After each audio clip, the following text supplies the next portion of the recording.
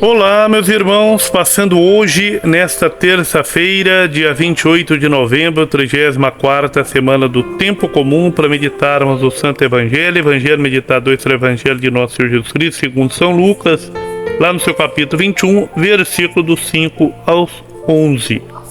Como lhe chamassem a atenção para a construção do templo feito de belas pedras e recamado de ricos donativos, Jesus disse: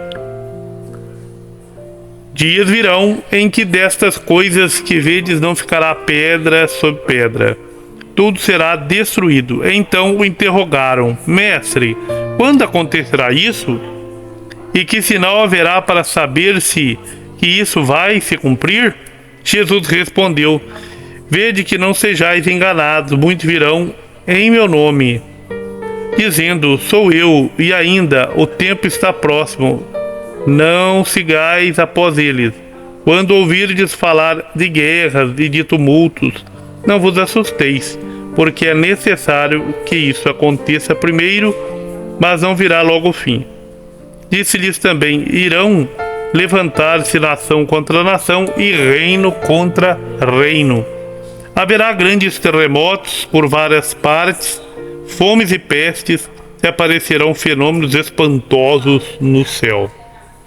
Pessoal, o evangelho de hoje é esclarecedor para todos nós.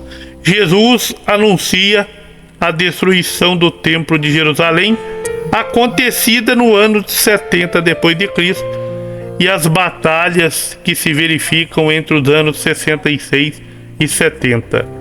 O templo era o símbolo da relação de Deus com o povo escolhido. E Jesus salienta que o fim de uma instituição não significa o fim do mundo, e nem o fim da relação entre Deus e os homens. A relação entre Deus e os homens continua através dos discípulos da sua igreja, que deverão prosseguir a missão de Jesus pelo testemunho, anunciando então a boa notícia a todas as nações. Então, esse texto de hoje faz parte do início do discurso escatológico de Jesus. Esse é o contexto, em Jerusalém, composto de 3 elementos: a destruição do templo de Jerusalém, o tempo da missão da igreja, que é o que nós encontramos hoje, nós estamos no tempo da igreja, e em terceiro, a vinda do Filho do Homem, que vai trazer a plenitude do reino. Então, para São Lucas, a destruição do templo e da cidade santa representa o fim de uma etapa da história, mas não é ainda sinal da chegada do momento final, nem mesmo o prenúncio do final dos tempos. No tempo em que o Evangelho de São Lucas foi escrito, já se aceitava a ideia da demora da manifestação final de Jesus, chamada de parousia. Provavelmente o Evangelho foi escrito depois da destruição do Templo de Jerusalém.